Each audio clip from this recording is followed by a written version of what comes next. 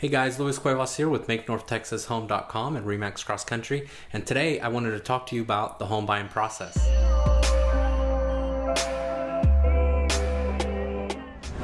Alright, so first and foremost, the first thing I would recommend that you do is set your priorities. You want to know what it is that you're shopping for. What do you want? What are you looking for? You want to be close to work, far from work, close to church, 3 bedrooms, 2 bedrooms, a condo, a townhome, a home, a ranch, etc. You want to get those priorities in order. And the next one is get pre-approved, because afterwards you want to know what your budget is, what you want to stay under, and what that payment looks like, because that's important. You want to be able to make those payments and know that you're comfortable with your purchase. The next thing is obviously get a real estate agent. They're going to help you throughout the transaction. I like to walk my clients through every single step of the way and remind them of what's coming up next and what we're looking in the future, so that there are no surprises. So now let's get started with looking for a property. And again, speaking about the search process, I'll have a video just on that topic.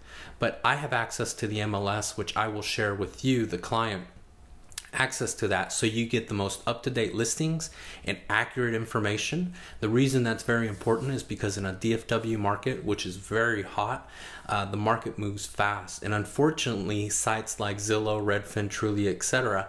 Aren't moving fast enough, and so if you're depending on them for the latest listings, you're going to be disappointed.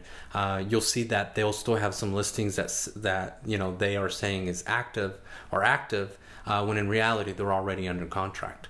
So with that being said, I'll share that access to you. You'll have access to all those listings within 15 minutes of them hitting the market, and I always recommend that we go visit that property the same day, the next day, no more than 2 to 3 days after the listing's on the market. And the reason is that, again, the market is moving very fast, so we want to be able to get there fast and either make a decision. Next, once we start visiting the properties, we want to always keep an eye out on the condition of the property, what it looks like on the outside, the roof, because there's no sense in making an offer and getting a contract on a property if we see something that's pretty obvious, such as foundation issues, roof, those sort of things. You want to save you some money and look out for those things. And that's what I do for my clients.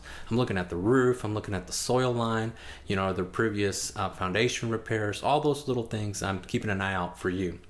The next thing is, once you find a property that you really like, we sit down and make an offer. But we don't just grab any number out of the air.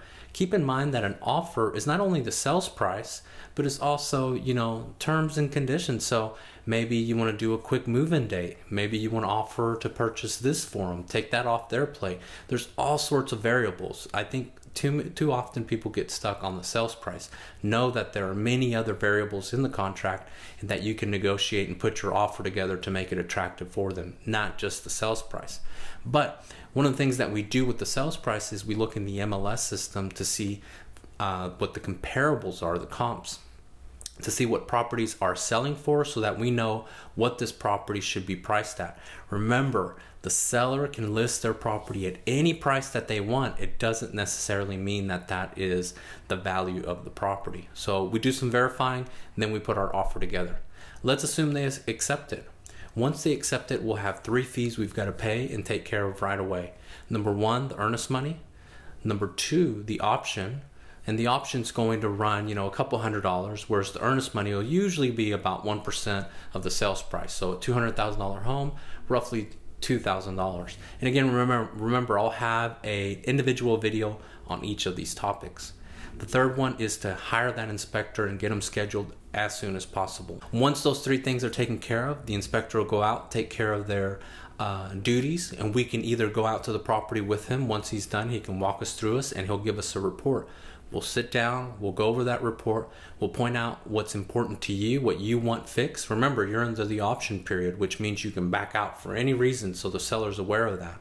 We choose what repairs we're going to ask for, and then we negotiate with the listing agent and seller for those repairs. Remember to give them plenty of time to review those repairs and also make their, if they need to get estimates and so on, to make a decision. Let's assume they accept our repair request. After that, the appraisal gets ordered. The appraiser would go out there within a week or so to go take a look at the property and see what the value of the property is, and they'll send that report back to your lender.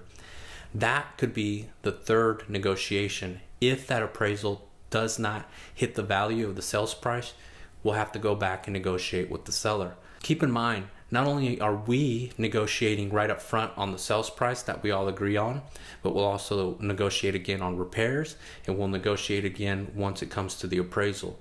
So 3 times that we're negotiating, and most people don't realize that. But again, when you have a realtor by your side, we're going to help you do that and take the pain out of that, if you will. Before closing, we want to go to the property about at least a week out. And one of those things that we're going to do is we're going to ask the listing agent to provide us with the receipts of the repairs that we asked for. And the reason that's so important is because, number one, keep in mind that it has to be a licensed contractor in that area to be able to perform that work. But also we want to make sure the seller's not doing that work and that it's done to our standard. And then last but not least, just remember that the last thing you want to do is go to purchase a home and you're going to closing the day of and realize that the repair hasn't been done. So a week ahead of time is going to give you some time to see those things and for the seller to make those adjustments. The day of closing, we always like to do another walkthrough to make sure everything looks good, everything's in place.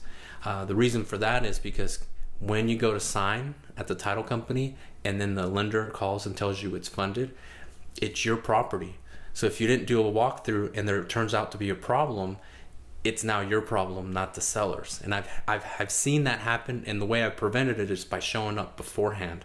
I had one property that actually flooded the day of closing. So it's not fun, but just a little ounce of prevention. Now, hopefully you enjoyed this video, and if you want to see more, don't forget to subscribe to my YouTube channel, which is Make North Texas Home, or you can check out more videos on my website, which is makenorthtexashome.com. Thank you so much.